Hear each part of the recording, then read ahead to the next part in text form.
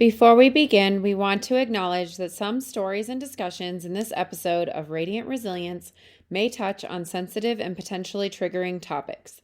These may include themes of spiritual and psychological abuse, cult dynamics and manipulation, addiction and substance use, religious trauma, death, grief, and mummification references, fatal car accident and injury, cancer, and medical trauma. Our goal is to share real life experiences in a respectful and empathetic manner, offering insights into the complexities of the human spirit and the journey towards resilience. However, we understand that some content might be difficult for listeners.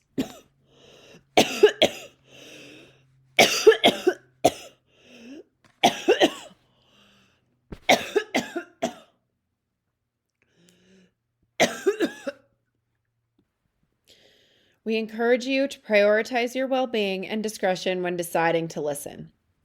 Please remember this podcast is not a substitute for professional advice or support. If you find yourself needing assistance, we urge you to seek help from qualified professionals or trusted support systems. Your mental and emotional health is important to us. Thank you for your courage and for joining us in a space of understanding and compassion.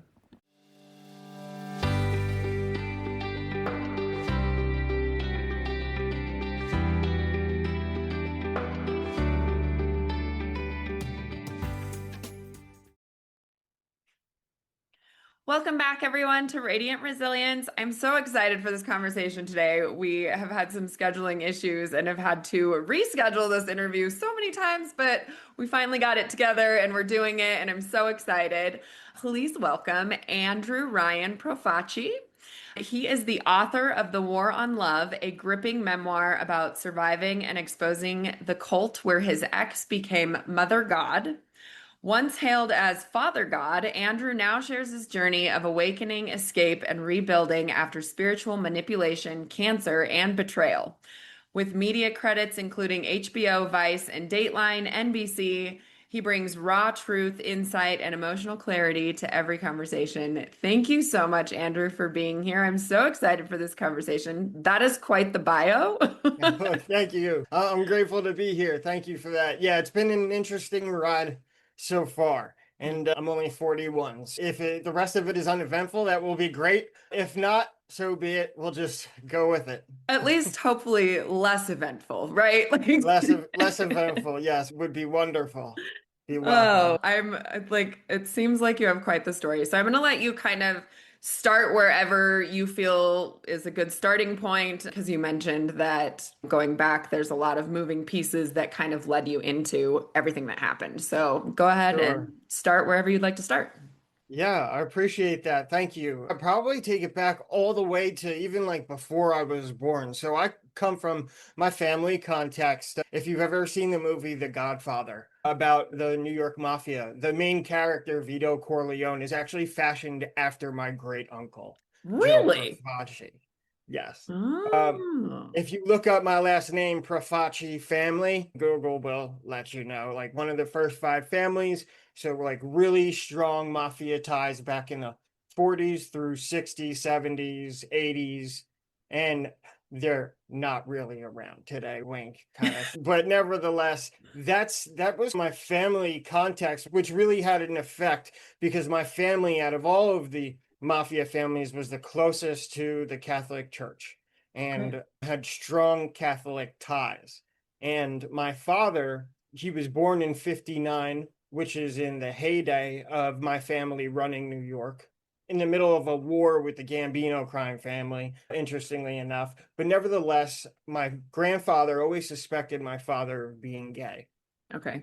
And it created a lot of turbulence for my father growing up. Did not have a loving relationship with his father, didn't learn the tools to speak, to express emotions. It was more violent and it was more of a difficult to just keep it to yourself kind of thing. And my father is gay and he Okay. didn't come out. He got married, had my mom, had me and my brother, and then was divorced within a year before I was even born. Also, a very turbulent divorce. When I grew up, my father ended up getting custody Those kind of issues that he had with his father, he never really learned how to speak to children or express his emotions. Those kind of things started to materialize as I was growing up. And my father came out as I was a teenager, 12, 13, and in the early or mid to late 90s, having a gay parent or being gay like wasn't cool or protected like it is today.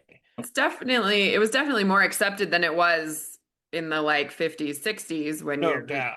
your dad was younger, but I bet that was pretty traumatizing for you and your family. It was tough for me as a kid looking to find his identity, and that's Mm. where this kind of ties in, is because that's what I struggled to do. For a while I remember being introduced as the kid with the gay dad when I was Mm. a freshman in high school trying to make friends, and I felt like that was defining me. And it set Mm. me off on this path where I was like acting out. I lost interest in school, super smart, but had no interest, was totally not doing any homework, was didn't care, was hanging out with the wrong crowd of kids because I didn't fit in with the cool kids who didn't want to hang out with the kid who had a gay parent. And it caused a lot of strife back at home and put me on the wrong road. And all of that kind of culminated when I was 18 in a fatal car accident that I was in with my best friend one late night, actually 3 days ago was the 23-year anniversary, October 28th, 2002. Late one night, we had gotten a little bit rowdy and shouldn't have been driving as fast as we were. His car was really hooked up. He was driving. I was a passenger. Two girls in the car we just picked up from a party. And he wrapped us around a tree at a super high rate of speed. Killed. He was dead instantly. My pelvis was shattered. The girls were relatively fine. The fact that the three of us, me and the two girls, walked away from this accident was an absolute miracle. Not that I walked away. I had to learn to walk again with the shattered Wow. pelvis, but the fact that I was saved planted this seed that became my seeking spiritually, because I believed I was saved by some higher power. The nurses and the doctors were like, "We don't know how you lived through this." Yeah. Uh, yeah, I was the only person wearing a seatbelt. It's the only reason I lived. Wow. We hit the tree on my side of the door at 70 miles an hour. So the only thing between me and the tree was the door. And it was a miracle. It really was a Wow. miracle that I lived. So that really made me start wondering a lot, especially in the time when I was recovering, not walking, just sitting around at home. Doctors are feeding me Percocets 6 times a Mm. day at 18 years old. Terrible idea. Before we even go there, you wouldn't have to go there, but a terrible idea to give an 18-year-old dopamine hit 6 times a day while he's trying to deal with the trauma of losing his best friend in a car accident. Yeah. Add that to the list. And so it created that kind of planted the seed for the seeking and spirituality. And it shook me awake. And it didn't work out right away, but I started to wake up and get my stuff together so that I can get on the right path. And brought me closer to my father, who just wanted to make sure I was okay. He went into Mhm. our relationship got mended by this Hmm. tragic accident because he was just wanted to be there for me. Anything I needed, he was there, Mm. and that really helped a lot. And I got back to life. Years went on. I developed an addiction, unfortunately, and I dealt with that. And I was seeing a doctor, and then fast forward about 10 years, and I've got my life back on track. I'm working a job. I'm living in my own place, 2 blocks from the beach. Mm. And I started getting into spirituality, and it started with conspiracy theories, which is like the most dangerous thing to get really involved in. It's one thing to find interest in it. It's another thing to really set yourself upon, I'm going to figure out what's going on Mm. here. And I felt that was something that I felt like I was being led to figure out the truth. I was saved by God in that accident. There's a reason I'm here. There's something going on. I need to figure out what it was. And all of that came together and put me on a path that and lit my hair on fire. And eventually I joined the cult, and things started to get out of hand when the conspiracy theories took over. That's so interesting. Were they like my general knowledge of conspiracy theories is they tend to swing very political too. So it's the No doubt. government is doing this and the government's doing that. And then I suppose there are the religious ones as well. So were there specific ones that you're willing to share Yeah. that you were like diving deep on? Yeah, yeah. So it actually started, interestingly enough, I was seeing what are called time prompts. I don't know if you ever heard of angel numbers or people Oh, that yeah. see, if you see numbers, the same numbers all the time, go look it up. Like certain numbers will have a meaning attached to them, almost like astrology in a way. And I kept looking at the clock, sometimes twice a day, and it was like 9/11 all the time. And I'm seeing it on license plates. I'm seeing the number on billboards. I'm just seeing it so much that it got to the point where it was like, okay, this is kind of weird. What does that mean? And I thought it meant I was supposed to look into the events of 9/11 because I was interested in Okay. conspiracy theories already. And 9/11, especially for me being from New Jersey, I was so close to those Twin Towers that literally every high school around me had at least one or two parents that worked in those towers. Mm, So it was a really traumatic event for us. And I actually had to be in New York City a couple days after mm, 9/11. So I saw the wreckage with my wow. own eyes. I was there for it. And it really hit home. And so I started digging into 9/11. That was the first one. And not to go there, so to speak, but when it comes to 9/11, there is a lot of information that clashes with the quote official narrative Yeah. that can really convince somebody to keep going down that road, Okay. to put it mildly. Yeah. And then I just started, I get into this place where my worldview is starting to collapse, right? Where Mhm. like what I'm being told, I don't believe anymore. So I'm starting to replace it with new beliefs. And I don't know what I'm doing. And I'm just like flailing along trying to put stuff together. And then I realized that after months of searching into these conspiracy theories, I realized that like it really didn't mean anything. At the end of the day, there's nothing I could do about it. Like That's most really interesting didn't because care. I've met a lot of people that are super into conspiracy theories, and I do believe that they probably stem from some type of truth, right? I'm not gonna sit here and say Sure. that none of them are true or whatever. I think it's probably similar to a telephone game of some sort where it just gets warped and warped, but came from some sort of truth. Sure. But I find that a lot of people that are super into conspiracies, in my experience, are people who were living tumultuous lives or had some type of trauma or was trying to avoid their normal trauma or like just hard things in life. Would you agree with that?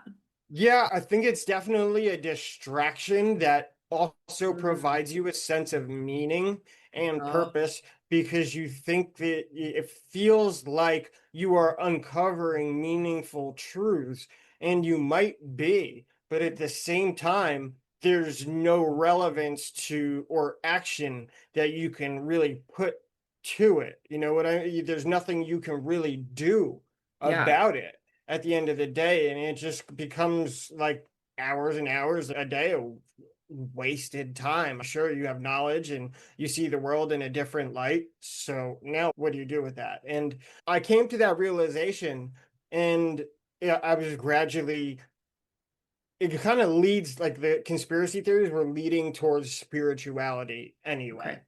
because they lead to the pyramids in Egypt. And then we start Yeah. thinking about that kind of stuff, and they blend together in a way. So here my worldview is crashing on one side, and then here I'm coming into spirituality on the other. And I'm like the two of them are meshing in a little bit. And I'm replacing my old worldview with spirituality. And that's how I first came across the group known as Love Has Won. I would spend my time every day like searching the internet for these articles. And then I found a website that did all the searching for me and Mm, aggregated them and posted them all in one spot and mm, made it easy for me. And whoever was choosing these articles, I thought had great taste because I was interested in everything they posted. And this was Amy Carlson, aka Mother God, who was choosing these articles and putting them there. So I just started going to this one website every day and looking at their information. Well, what I didn't know was that was the first wrong step, mm. because that was the beginning of my isolation. And that's when I really began isolating myself from the outside world and taking all my information in from this one place, from this one person who Okay. was filtering it through their own belief system and Right. putting out what they believed. And they had a little box, a little button in the top right of their website that said, join our chat room. And I joined the chat room one day, and there's 20, 30 people in there, and they're all asking these same big questions about life, Mm. conspiracy theories, and spirituality. And I'm like, yo, I found my tribe. Here we are. Like, these are my people. Yeah. Yes, this is where I need to be. And I just started going into the chat room every day. And that was the beginning of my connection with them. I realized that there were five, six guys living in this house with this girl who her screen name was Mother God. I didn't realize at first until one day I asked her what made her choose the Mother God screen name, because screen name's just a screen name. You don't think anything of it. And she laughed at me and said, "Oh, I am Mother God. That's not my screen name. That's who I am." And I was like, like, you are Mother God? What does that mean? And Yeah. she laughed again and she said, "I am Mother God incarnate," and just kind of laughed, brushed it off, and kept going like she had been asked it a million times and wasn't really going to go there. Like I didn't deserve an answer. And she was way beyond answering anybody who had questions about that. It was just kind of caught me off guard. And I thought to myself, like, it's kind of weird, but okay, I still dig the vibe here. And I didn't think much of it. And while this was happening, I had a bunch of inexplicable, timely experiences happen to me within like a group of like maybe 7 to 10 days that completely, if there was any bit of my old worldview left, it shattered it completely Um, and sent me flying in the direction of that group. so what happened after all that? Then did you move in? What was the Yeah, catalyst yeah. there? When these things happened, I showed up at their door within 7 days. There was no question. And what happened was, first off, I joined the team in November of 2014. And my birthday was in August. And for my birthday, I asked my father, here I am into conspiracy theories, right? Aliens. I lived on the beach. I'm out there with my dog every night for 2 hours, got the beach to ourselves. Mm. I asked my father for a camcorder for my birthday. And I just had this feeling like I was going to see a UFO and I wanted to catch it on film. And I couldn't explain it, but that's what I wanted. And he got it for me. And here I am spending from August to November lugging 1.5-year-old pit bull who cannot wait to get to the beach, and a bag full of dog toys and water bottles, camcorder, my phone, and him dragging me along. And it was just a mess. And we'd go to the beach every night. We'd have fun. I'd pick up all the stuff. We'd go home and never saw anything. And then one night, I'm out there playing with him after work, probably till 11 o'clock at night. And we pack our stuff up and we get back to my apartment 2 blocks away. And as I'm taking my stuff off, I go to take out my phone and I realize, uh-oh, I don't have my phone. Oh no. And I'm like, you've got to be kidding me. So I grab a flashlight, I leave Lincoln in the apartment, and I spend until 2 o'clock in the morning with a flashlight out on the north side of the Asbury Park, New Jersey beach, looking for my cell phone, which I eventually found like just about completely buried underneath the sand. Oh wow. So the very next night, I get home from work. I'm exhausted. Dogs gotta go to the beach because that's what we do. And I go to grab my camcorder and my phone, and I'm like, nope, it's been weeks not doing that tonight. And it was, and it was like I couldn't deny it, just felt like the perfect setup because I take 2 steps onto the beach that night after saying, "Oh no, I'm not bringing my phone. I'm not bringing the camcorder." And I look up over the convention hall in Asbury Park, New Jersey, and there it is. The first thing I thought was Glenda the Witch from The Wizard of Oz. It's just so strange, right? You can't even make this up. For some reason, that's the first thought that popped into my head when she first appears in the show. It's like she's this little bubble, right? I'm Mm. looking at electric blue glowing bubble hanging over the convention hall. And I thought it was just like sitting there. And next thing I know, it's actually like slowly just floating directly at me. And first flooded with fear. It wasn't like I rubbed my eyes and it was gone. It was slowly just coming right at me. I'm thinking it's going to pick me up and take me away. And I'm thinking it's going to take Lincoln. I'm looking for him to make sure he's not going to get sucked up and taken. And I didn't know what to think. And as this thing's coming over my head, it's about the size of a basketball. I look down at my feet and I remember thinking to myself, like, this is never going to happen again. You need to just look at it. Don't be afraid. Just Mm. see what it is. So I look up and it looked like a ball of mercury that was just glowing in electric blue. And it passed over my head, no sound, and didn't deviate. It just took a straight beeline north up the beach and disappeared in the distance. I watched it for 5-10 minutes until it disappeared so far I couldn't see it. And I remember running up to a couple people. There was like three guys and a couple girls walking on the boardwalk. It was late at night, and this madman with his dog runs up to them. Did you guys see that? Did you guys see that? They're looking at each other, see what? And I told them, they're like, I look really crazy right now. And I said, all right, see you later. And just went home. And I get home, and blood's running. And I'm unleashing my dog, thinking like, oh, this is crazy. And then I realized that my camcorder and my phone, I had left them there. And I put it together how weird it was, how it felt like it was a setup. And that was strange enough just by itself. And then a day or two later, I actually had already scheduled an interview with this psychic guy who claimed he could give you answers because he could speak to your Pleiadian spirit guides, right? I wanted some answers. I had questions. I wanted answers. I didn't put too much into it, but we talked for a couple hours, and he said all these kinds of things that a psychic would say, very general stuff, and just let it go, like, all right, whatever. But he gave me this one specific thing to do, which was interesting. He says, I want you to do this, or your guides are telling me you're supposed to do this specific meditation where you stare into a flame really hard and write your top 3 questions about spirituality on a notebook in front of you, and then close your eyes after looking into the flame and think of your question. And we finished our session, and I do this meditation.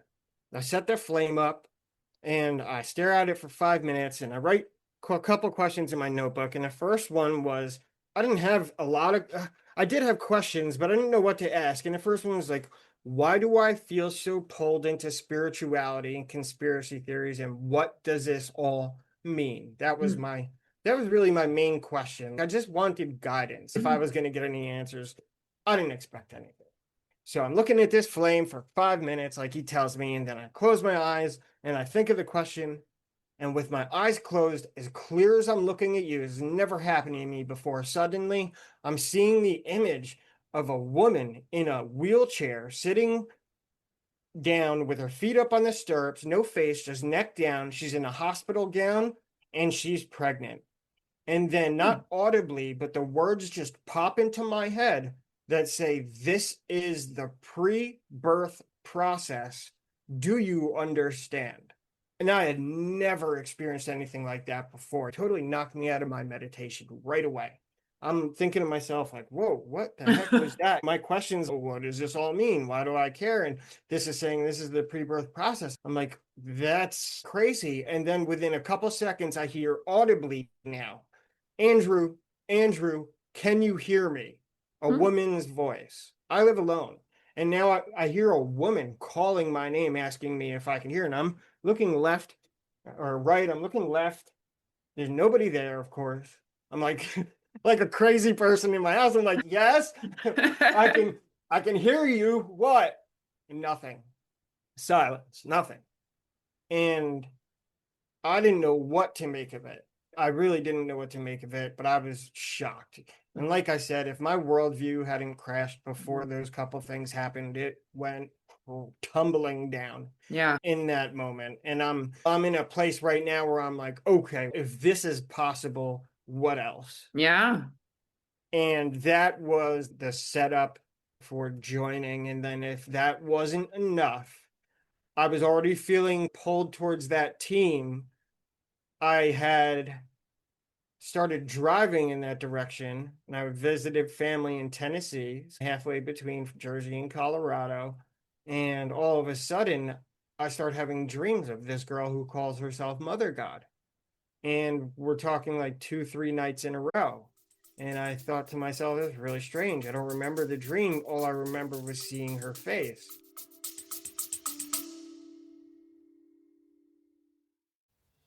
Hi, friend, and welcome to this episode of Radiant Resilience.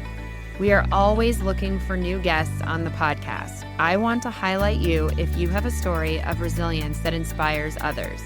Everyone has a story, and I believe that sharing yours can help others feel less alone. Are you ready to share your journey and inspire others? I want to hear from you. every story has the power to impact lives and foster a supportive community. If you have a tale of overcoming adversity, personal growth, or a unique perspective on life's challenges, I would love to have you as a guest on the podcast. To become a guest, please email us directly at radiantresiliencepodcast@gmail.com or click the link in the show notes to become a guest. Join us in spreading hope, strength, and inspiration one story at a time. Be brave and share your story so others feel less alone. I hope to see you soon.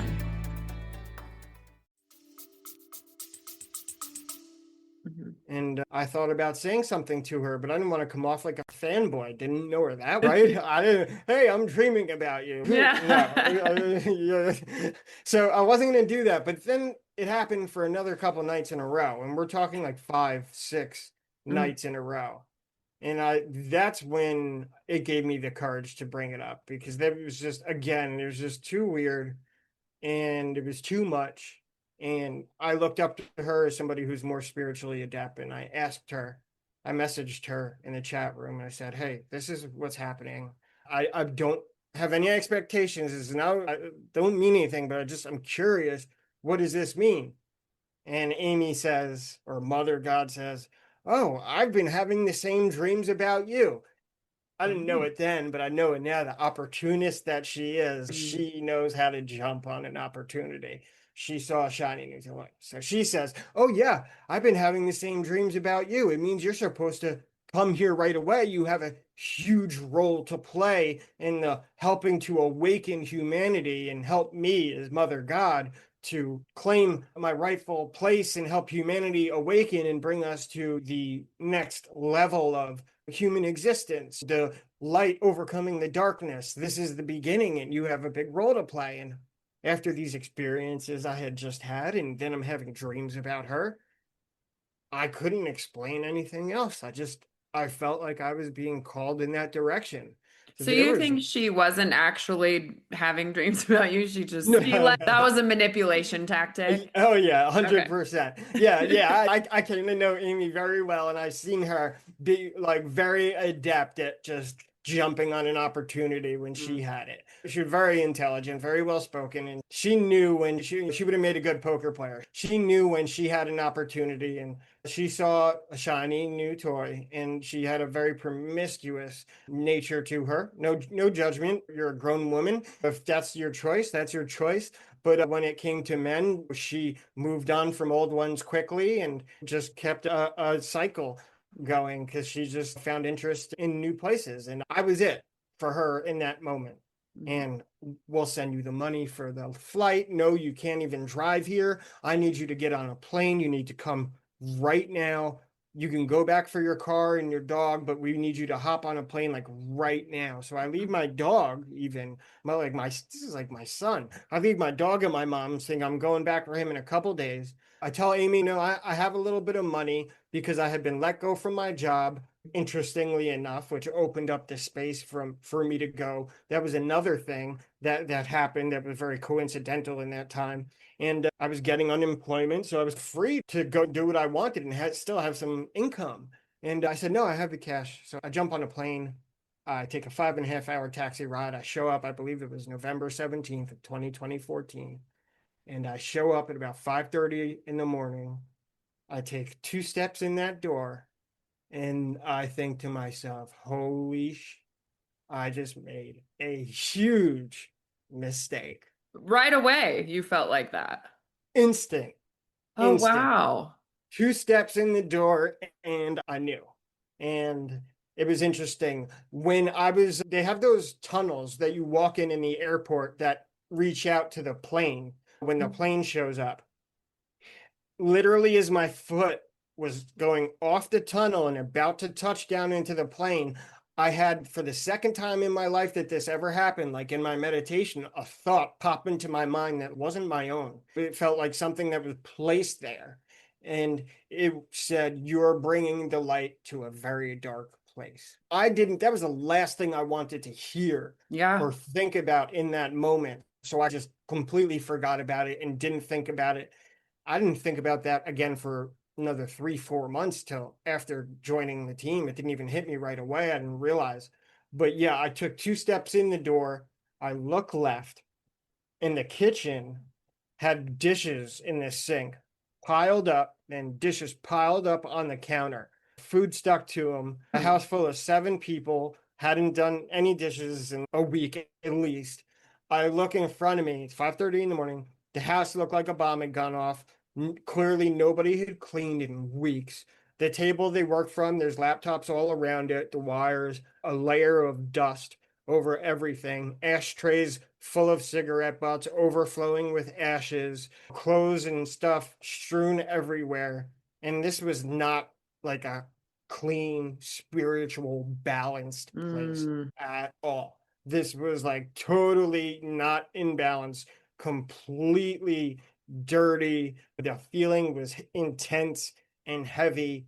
And I thought to myself, like, this is not what I thought it was going to be. Amy's back is turned to me as I'm coming in through the door. Her back was facing the door. And Michael, who was highlighted in the documentaries, Miguel Lamboy, he was standing there, and I could see him, and he's looking at me standing sideways, but his hands are on her shoulders, and he seemed like he was holding her up, and I didn't really know what was going on. And as I start walking in the house, he says to me, yeah, the energies have been really intense on MG, Mother God. And I said, okay. And as I turn around, I realize the first thing I see on her jeans is a little puddle. And I look up to her face, and she's got drool just coming out of her mouth. And she's just like drooling onto her lap. And she's in a completely incoherent state. Her head, she can't even lift her head up. She can't talk. She can't speak. She's literally being held in her chair by Michael. If he had let her go, she would have just fallen out and onto the floor. And I thought, like, what happened to the smart, intelligent, like even beautiful, spiritually adept mother god that I had seen on the other side of the computer? Now this person is like in another world. Who is this? And she couldn't even say hello. She let out this muffled giggle when I sat down in front of her to say hello. And I remember just being super scared. And then Michael did his best to lift her up. They nearly fell over into the wall. He ushered her into her bedroom and got her in her bed, and she was knocked out cold. And he went up to bed like right away. And next thing I know, I'm sitting in this house all by myself at 5:45 in the morning. I had just gotten there. There's nobody around. And I'm looking around thinking to myself, like, what is going on, and why have I been led here? Because I couldn't deny the fact that I didn't just choose to come here like completely on my own. Like, I legit felt led here. And that was the first day I'd come to find out that they had been tripping on mushrooms for about 36 hours. Oh, wow.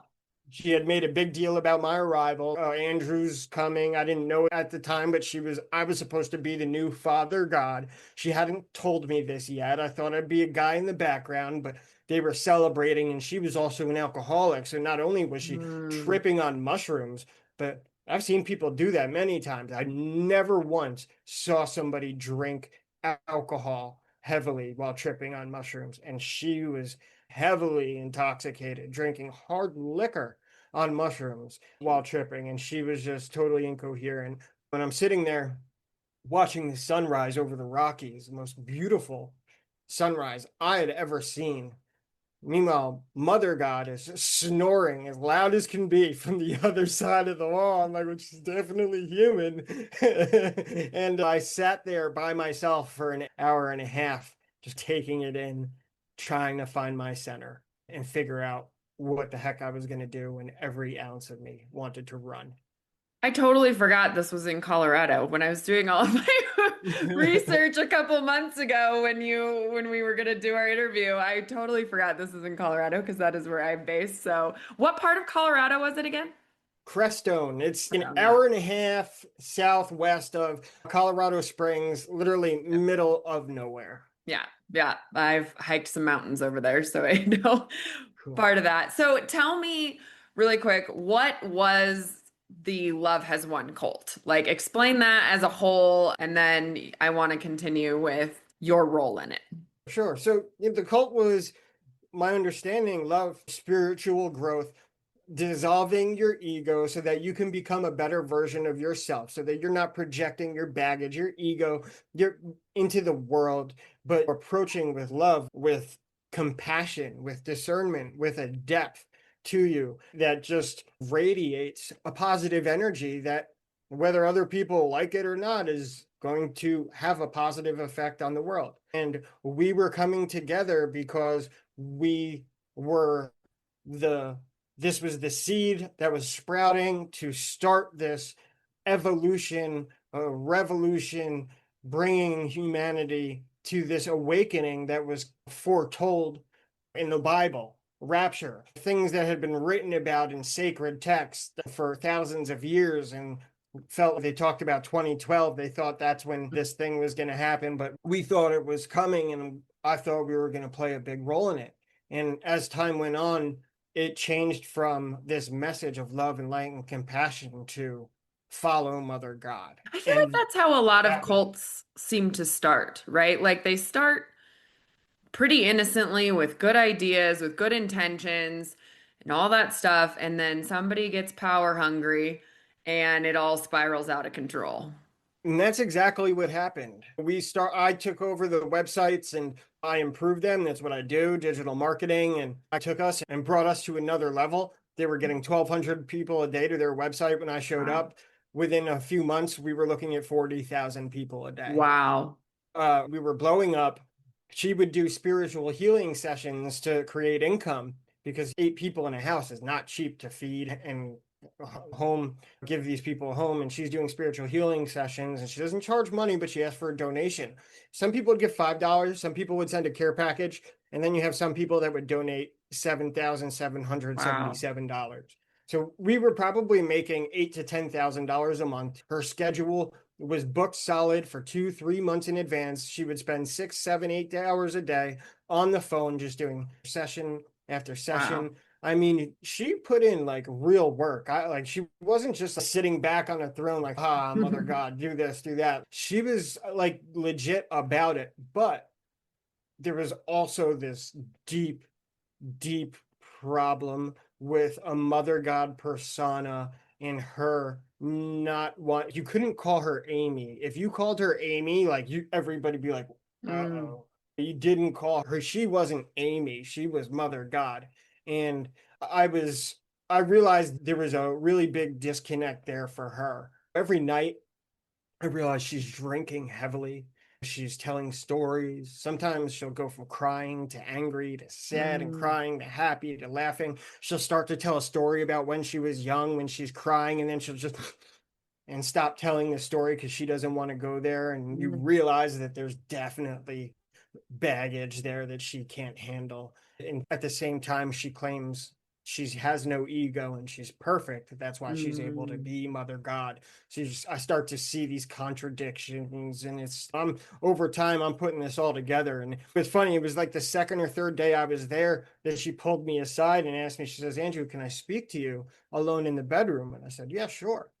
And she brings me in there and she gives me what I call the Father God talk. That she gives to the guys that don't know they're supposed to be Father God, but she is going to anoint you her new Father God. And she tells me about how I'm supposed to become this entity or dissolve my ego and have this consciousness come into my body and help her serve humanity, bring in the awakening. And it was just really heavy for me to hear this. And I'm like super confused, don't know what to think. I feel like Andrew, she's telling me something that just sounds crazy to me. And she spent a few minutes explaining, and she's going to leave me there to just soak it in because I was in shock. And she goes to walk out the door of the bedroom to go back to the team at the computers. And she turns around and she says, oh, and by the way, when you're ready to make love, let me know. And shuts the door behind her and just leaves. Oh, wow. And I'm just like that. And I thought to myself, like, and it wasn't even funny. I was in that moment, I was terrified because one, I'm not interested at all, and two, I'd never been propositioned like that, and three, I don't like to disappoint people, but that's not the kind of expectation that I typically live up to in that kind of way. And it was just so strange. And it was like, not only is she telling me I was supposed to become a Father God, like the idea never even really took, like, God, no. And then the whole like being in a relationship, like she just expected this. And it was just really strange. So it was like right from the bat, it was not only did I feel like I wanted to run away, but it was like intense pressure, confusion, gaslighting. It So what do was you tough. think made you stay then after all that? Those experiences that I had in meditation Mm, and the way I saw that whatever it was in the sky, especially with the way it was set up, leaving my phone at home that night because I dropped it on the beach. I couldn't, the dreams of Amy, for me to run away felt like I would have been rejecting those experiences and mm, I couldn't. That's the one. It was like what happens when, what do they say, an immovable force meets, I forget the saying, but nevertheless, it was like what I felt like I was in a rock and a hard place. mm, I couldn't reject these experiences and run away.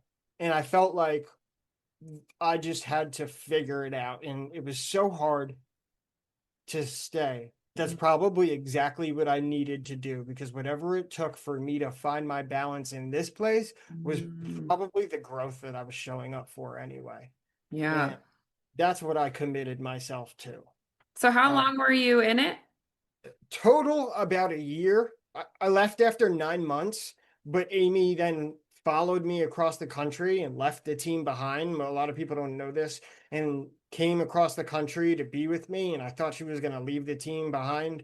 I had, after a few months, I had come to this place where I started to do everything I could to dismantle the belief system. Mm, And I started actively working against, I did everything I could to destroy Mother God and hopefully break Amy out of this shell that was pretending to be this deity. And Amy and we started a relationship. I learned to love her very much. I thought maybe I'm being challenged to overlook some of the more superficial standards that I have to admit to myself that I placed on the women that I dated for sure mhm, growing up. Try to focus on learning to love the person underneath. And when it came to Amy, I really did learn to love that person and I mhm, served her, not like a god, but like a queen, like I would serve any woman that I was with. And I made a distinction, and it was important for me to make the distinction between Amy and Mother God because I didn't believe in Mother God at all, but I cared about Amy very much. mm, And I did everything I could to snap Amy out of it. And a couple times I thought I had her, but it was like a proxy war with Michael, who would just constantly tell her, don't listen to Andrew. He's trying to ruin everything we're mm, doing here. Don't listen to him. Don't listen to him. And after Amy passed away, Michael is the guy who walks away with all the money and the bank accounts. mm, Go figure. So I tried my best to save her and help her. And mm, 10 years later, looking back, I truly believe that I definitely was sent there based on the experiences I had. And I think I was sent for two reasons. One, for my own, for my growth, to find my faith and to find truth in ways I didn't expect, but also to provide her a fork in the road. I provided her a choice. And at the end of the day, I had to accept the fact that was the most I could do. mm. I couldn't change somebody who didn't want to change, but I could provide her a choice. And that's what I did. I'm so interested in what her backstory is. I wish I could have a Yeah. conversation with her because she was obviously numbing and she was obviously, and I Well, don't know, if you that's have questions, I can probably answer a lot of them, but not all. And there are a couple I've been sworn to secrecy about when it comes from her family, but I yeah, don't think it's beyond anybody's, I don't think it's beyond obvious to assume that there are definitely some trauma issues yeah, from her past that were never dealt with. yeah. That's fascinating. So all the, you said there were 8 people living in that house? At that time, through the months, that number swelled, it fell Okay. back.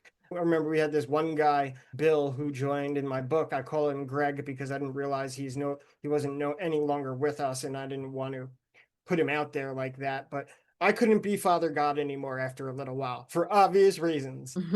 So Amy started to move on, and this 55-year-old guy joins the team in June of 2015. And I remember Amy coming up to me one day, and I didn't like the fact that she was going to give the Father God title to somebody else, but Mm, she was like, you and I are staying in a relationship. I took great care of her. I loved her very much. She knew that. We're going to keep our relationship. He's going to be Father God, but it won't be like a physical relationship between me and him. coming from her, I knew that was complete BS because that was just her nature. She had disappeared with him over many times. But nevertheless, she comes up to me one day with him, and he's smiling like a little kid behind her. He's 55 years old, in great shape, wears glasses, tan. He came from the Northwest, and he was like, he had the personality of a 5-year-old. He was just happy and giddy, a little too trusting. Probably the kind of guy whose parents are like really on top of him, even at 55, because they realize how susceptible he is. And he is in the wrong place, because she comes up to me, she's smiling, she says, I have great news. I'm looking at him, and he's smiling behind her. And she said, we're going to take a trip to Greg's house in Washington. I said, okay. She said, yeah, just the three of us. I said, okay, what's up in Washington? She says, Bill's going to sell his condo and liquidate his 401k and donate all the money to Love. Oh no. And I just smiled, and Greg's in the back of her going, and I'm thinking to myself, like, oh no, this guy is fucked. Yeah. And from that moment on, I took every opportunity I had over the next 2, 3 weeks to pull him aside and try to give him the shortcut and explain to him everything, all the gaslighting I had been through, the lying, the cheating, the ego, she can't be Mother God, she's not perfect, she has a drinking problem, this and that. And it was like talking to the happiest brick wall in all of creation. He ended up donating $420,000, all of his wealth, in cash, had the bank come up with $100 bills in a black duffel bag, no less, and handed it to her, and left the team 2.5 months later with nothing. Oh my gosh. At 55 years old. And yeah, when I left the team, there were 9 people there. And then as soon as I left, the whole team disbanded, because by that time, I had absolutely destroyed the belief system day after day. Like, I went to war with Amy, and she couldn't. Look, when somebody claims to be God and you can like reasonably argue with them, like, it's not hard to break it down and make it obvious that there's something wrong. So the whole team left after I left. And then she followed me across the country, left Bill and Michael alone in San Francisco, or in California. And Bill figured out in that moment just how rough Amy could be. And then he went back to his old life with nothing. And she came to me for 2 months, promising to let it all go and leave it all behind, and was just giving me lip service because she wanted me back.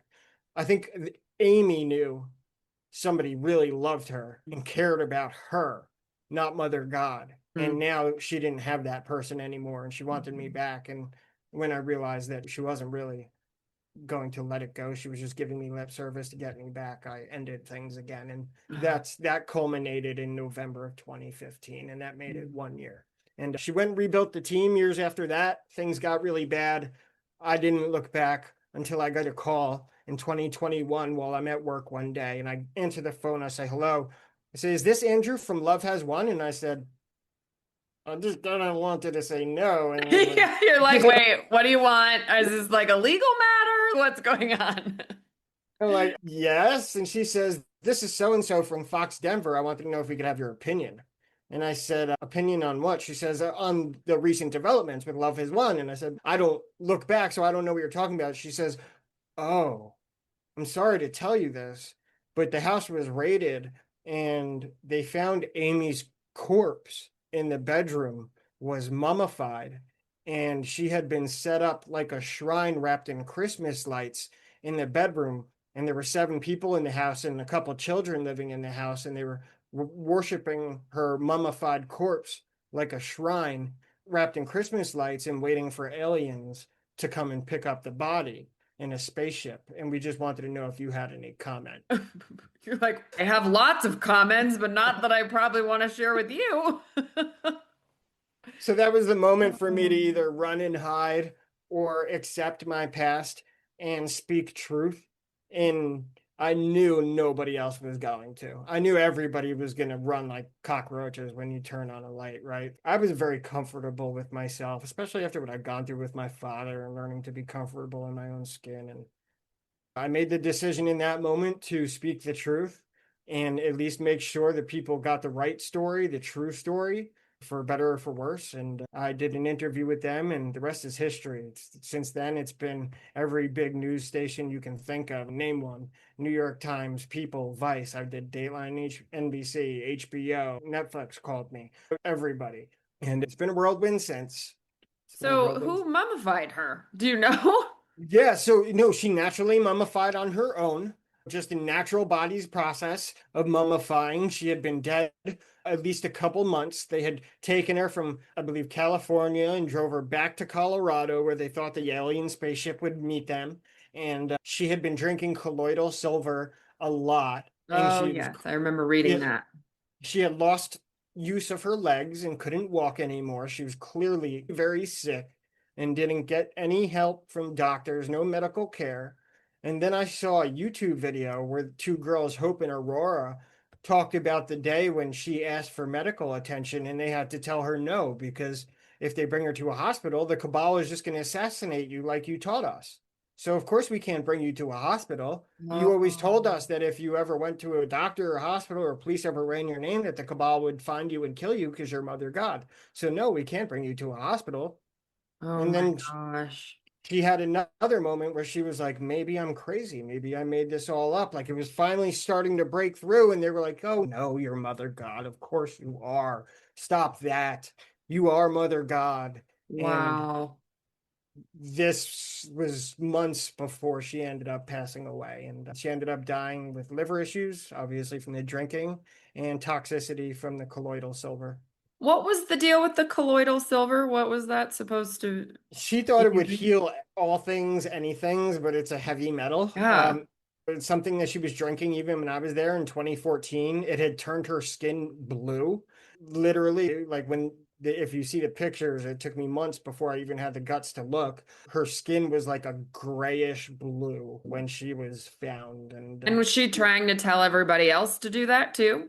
yep, they sold it on their website. And I don't know if they were making it themselves or they were just selling somebody else's. But yeah, she thought it was like this miracle cure to everything, How long had she been taking it? at least since 2014. So And at that was least 5 or 6 2021. years. And apparently she started taking it more and more.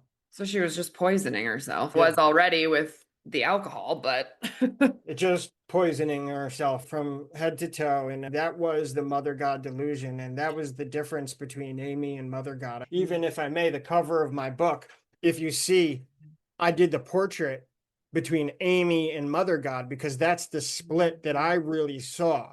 And there was Amy that I thought was beautiful, that was whole, that was balanced. And then there was Mother God, who was this fake persona that wasn't even real, that was causing her to wither away and decay and in all ways, in mind, body, and soul.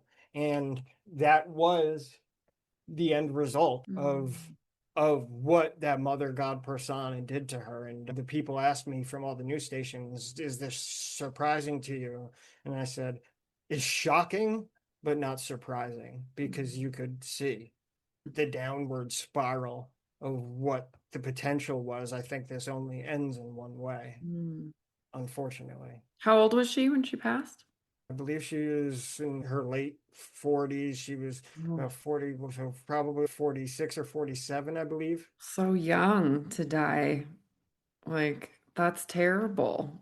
Oh, I is the the drinking, yeah, the drinking, it was bad. I've never seen anybody drink. We're talking every night a highball glass, vodka, spritz of water, probably 7 of them on a light night and 10, 11 on a heavy night. She would start drinking after dinner and she would fight sleep. She would fall asleep, wake up, stand up, and start dancing just so she could stay awake long enough to keep drinking until the sun came up every night.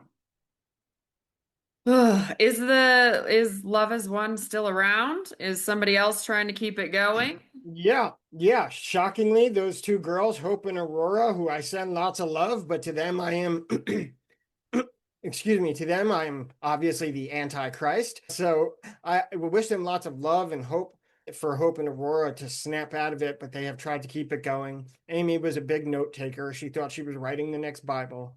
They took all her notes and they published them into a book. They're trying to keep it going. They've rebranded a little bit, but the belief system is still there and they are trying to run with it. But for the most part, it's disbanded. But the two of them, last I checked, we're still going.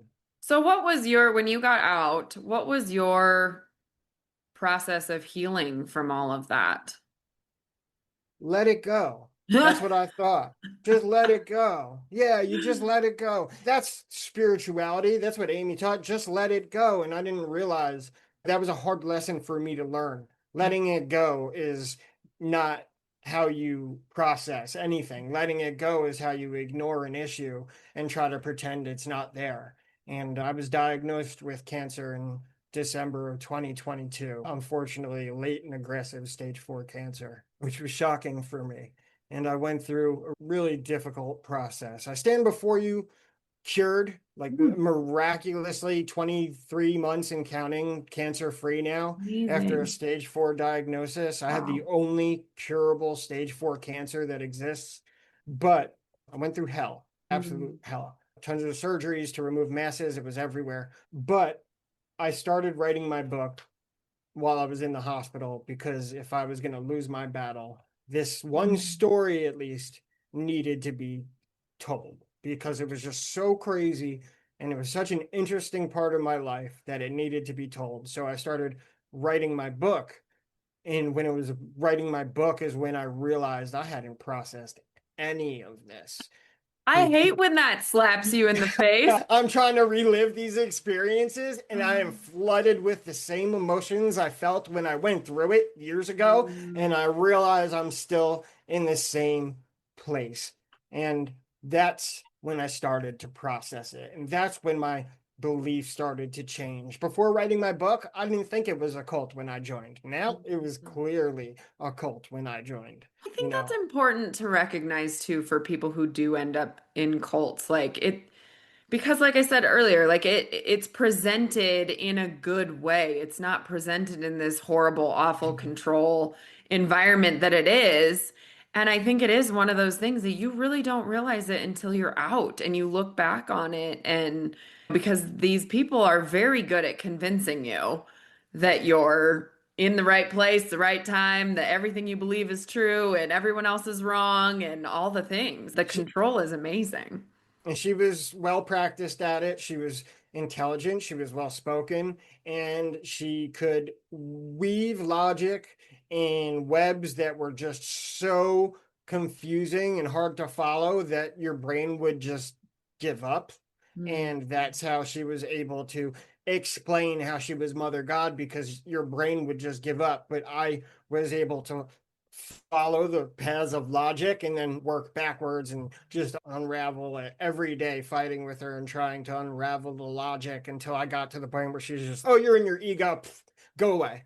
And the team Mm. members would see that over and over every day. And then it became clear that, yes, Andrew's right. This is delusion, the titles, this is Mm. madness. She's an alcoholic and there's problems here. And obviously, to all the members that came after, I'm the worst person walking the face of the earth. I think Mm. they call me Lucifer. I'm the Antichrist. I'm evil. I'm a demon. But What's you that know, like for you to be treated? You don't seem bothered by it, but no, I know a badge of honor. I don't, it doesn't have, I don't attach emotion to it because I understand where they're at and I understand that they believe what they're saying. I don't fault them because they just haven't figured it out yet. And I was there once too, and I just hadn't figured it out yet. And I'm not gonna begrudge them for that. If they can say whatever they want about me, that's fine. I'm, especially after cancer, like, for give me a break. Like this is like that's peanuts. I know who I am.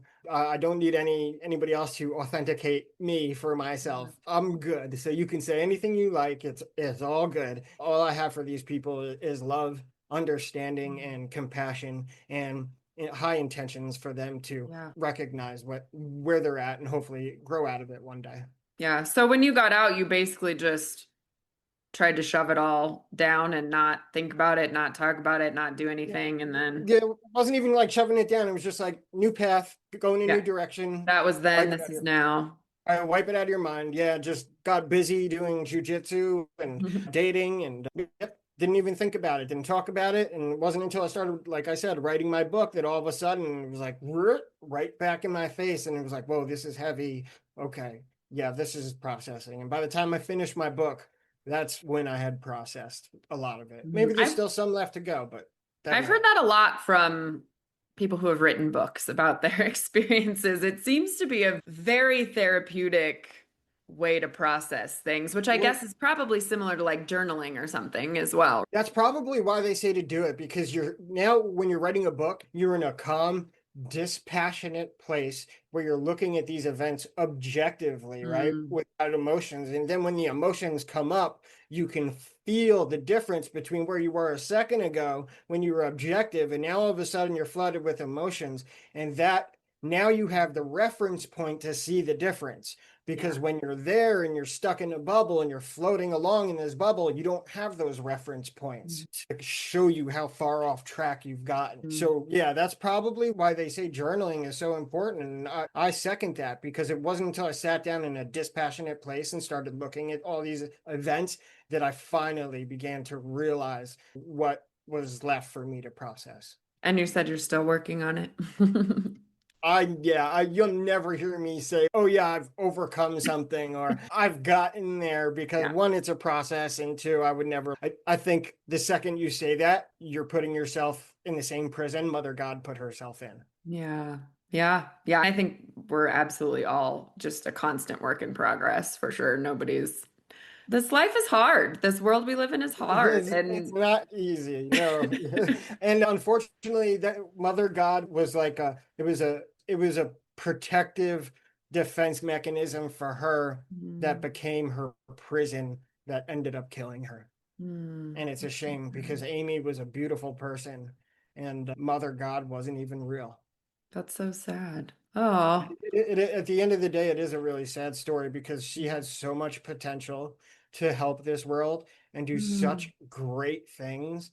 Like I said, I watched her spend 6 to 8 hours a day just talking to people on the phone and literally like giving them from her heart. Like, minus mm, all the Mother God belief system stuff, she really put a lot of effort in, and she had so much potential. And that's really what makes it so sad, is because this belief system that she couldn't be snapped out of is ended up taking her down the wrong track and became what killed her. that's so sad. Wow. Oh, this is where are you at now? You wrote your book, you've done Yeah. some of these documentaries and shared your So story and all the things. First off, I want to know, are you off the conspiracy theories or is that something that's still brewing but like within I you? I find them like really interesting. And when I find, like, I subscribe to bunches of them on Instagram because I find them very entertaining. But that's it. Like, they like beyond entertaining. Like, I do believe that this world is very different than what's portrayed.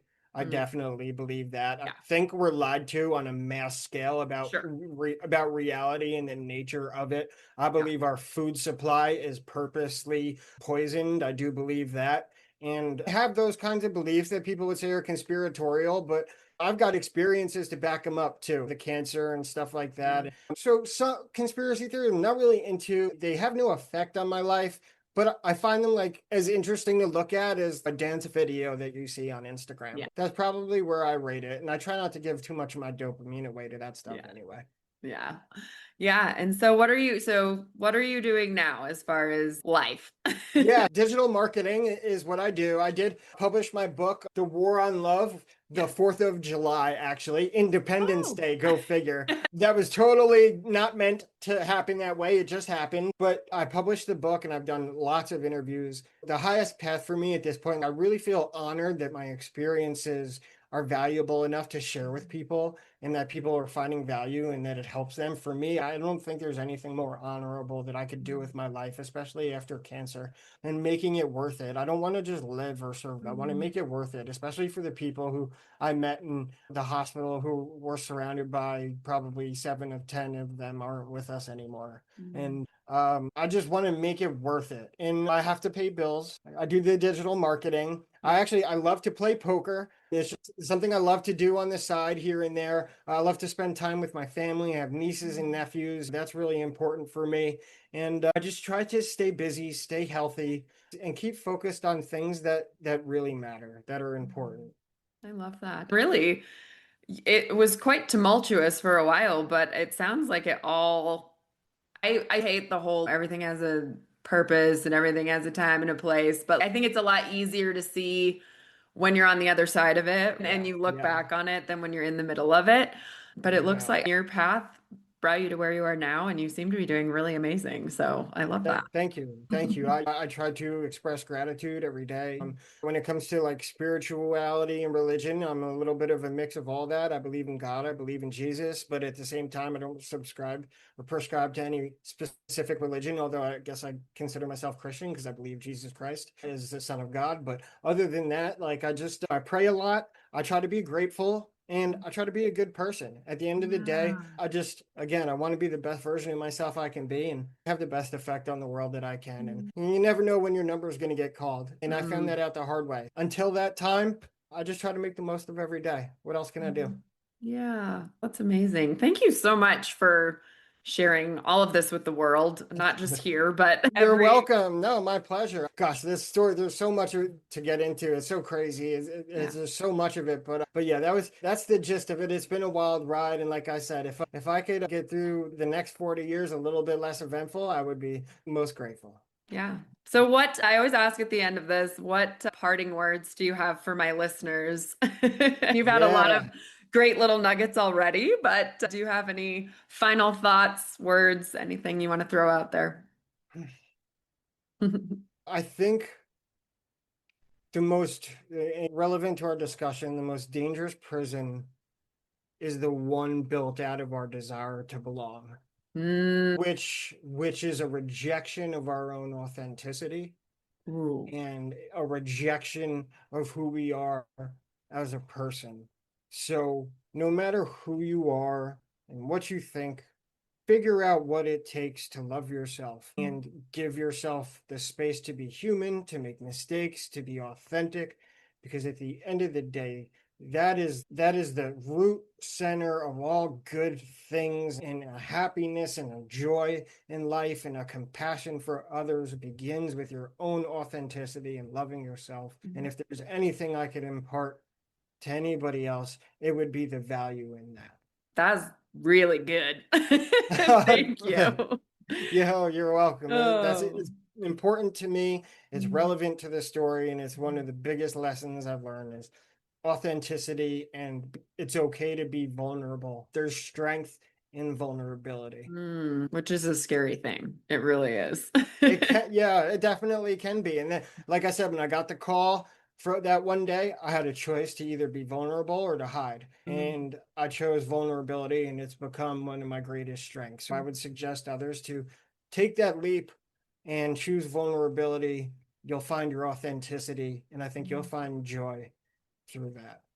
So good. Thank you so much. Okay, so the book, where do people buy the book if they want to buy it? So the book is called The War on Love. So you can find it at thewaronlove.com. That's the name of the brand. I'm doing public speaking as well. So if anybody wants to like have me on their show or have me speak at an event, there's a page there on that website where you can fill out the form. I'm happy to speak anywhere, anytime. And that's where you guys can find the book, both in e-form or in paperback. Yep. And I can link all that in the show notes. And then it looks like you're pretty much everywhere on social media as well. Yeah, you can just type in my name and it's love has one. Yeah. I'm not a hard person to find when you go to Google, but yeah, thank you so much for having me. I'm glad we got it done. I hope your audiences enjoy this time and really hopefully taking some kind of valuable tidbit out of this. That for me is an honor to even be able to speak. So thank you so much for having me. Yes, thank you so much for being on here. And I guess that's a wrap, everybody. Thanks so much for listening. We'll see you on the next episode. Thank you so much for tuning into today's episode. If you enjoyed our conversation and found value in the stories shared, please consider following us on your preferred podcast platform. Your ratings and reviews make a huge difference. They help us reach more listeners and continue bringing you engaging, insightful content. We appreciate your support and would love to hear your thoughts and feedback. Until next time, keep listening, growing, and sharing.